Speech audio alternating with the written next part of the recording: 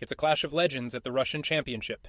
Peter Svidler takes on Vladimir Kramnik, and the battle begins with the quiet, strategic, reedy opening.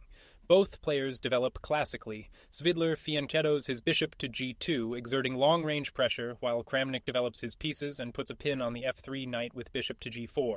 Svidler immediately challenges the pin, aggressively pushing his pawns to h3 and then g4.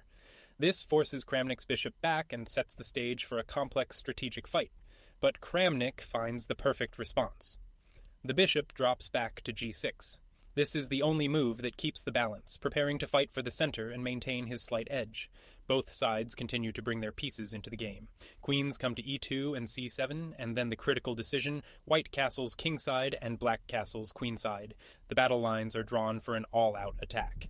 A tense maneuvering phase begins as both players improve their positions. After some careful probing, Kramnik strikes in the center with the pawn push to e5, directly challenging white's control. The center explodes. Svidler clamps down with his pawn to f5, but Kramnik ignores the threat and sacrifices with pawn to e4, blasting the position wide open for his pieces. And here, in this incredibly sharp position, Kramnik makes a critical decision. He has a chance to keep the pressure on, but instead makes an inaccurate move. The stronger path was to resolve the central tension immediately. Pawn takes the pawn on e4. White recaptures with knight to e4. Black's knight takes that knight on e4. The rook recaptures on e4.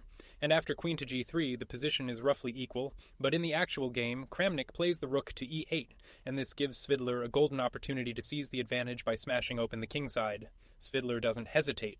He immediately takes the bishop on g6, shattering black's kingside pawn structure. He brings his knight back to f3 and rams his pawn forward to e5, grabbing a powerful initiative. A flurry of trades erupts in the center as knights and a bishop are exchanged on the e5 square. The dust settles, but white's pieces are more active and his structural advantages remain. Svidler begins the slow squeeze. He methodically improves his position, trading off a central pawn pair and then launching a queenside expansion with pawn to c4 and then pawn to b4, gaining space and tightening his grip. Kramnik tries to generate counterplay by pushing his pawn to d4. This creates a passed pawn, which is a nuisance, but it also weakens key squares around it that Svidler is ready to exploit. And here comes the second key mistake. Kramnik plays his bishop forward, but he missed a stunning tactical shot that could have saved the game. He had a beautiful resource available. The knight could have sacrificed itself on f3 with check. After queen takes the knight on f3, queen to f6 forces a trade of queens. The queens come off the board. And after pawn takes queen on f6, black is heading for a much more holdable endgame.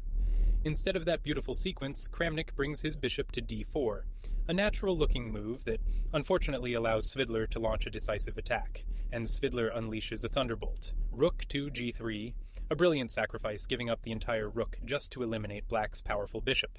Kramnik is forced to accept. His bishop takes the bishop on e3 with check, and after Svidler's knight recaptures on e3, white's position is completely overwhelming. The attack is crashing through. After the fireworks, black desperately tries to organize a defense, but Svidler is ice-cold, calmly improving his queen and preparing for the final decisive blow. And here it is. Svidler plays the subtle but crushing knight to c2, another brilliant move that forces a trade of queens on his terms. Kramnik has no choice. His queen takes the queen on f2 with check, and Svidler's king takes back on f2. This was the only move, and it's perfect. The advantage has been converted into a technically winning endgame. Kramnik tries to resist, giving a few checks with his rook and forcing a trade of rooks on d2, but it's not enough. Svidler's king is active, and his remaining pieces dominate the board. Now it's a battle of the minor pieces. Both knights maneuver, with white's knight heading to e3, while black's moves to e6. Even in a winning endgame, the path is narrow. Svidler plays an inaccuracy here, giving his opponent a small window of hope. The simpler win was a quiet king move. King to e1 was the cleanest path. Black tries rook to d8. Knight jumps into d5. After pawn to g5. The rook simply comes to d3, and white is in total control. But in the game, Svidler plays knight to c4, a move that complicates things just enough to give Kramnik a brief chance. Kramnik seizes the opportunity, delivering a check with rook to d1, forcing white's king to the f2 square. But this is the final mistake. Black's knight jumps to f4, an inaccuracy that slams the door shut for good. Svidler now has a clear path to victory, starting with the powerful knight to a5. Incredible tension.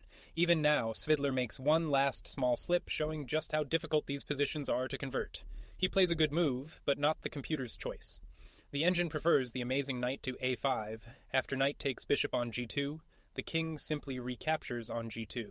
Then pawn to g5, and the king walks up to f3 to support the attack. Instead of that line, Svidler plays the human move, bishop to f3. It's not the absolute best, but his position remains completely winning, and now the end is near. With black's pieces tied down, Svidler creates a passed pawn with h4 and then h5. This pawn is unstoppable and will march down the board to victory. A masterful attacking game from Peter Svidler, who capitalized on his opponent's errors with two spectacular, brilliant moves to secure the point. Svidler wins.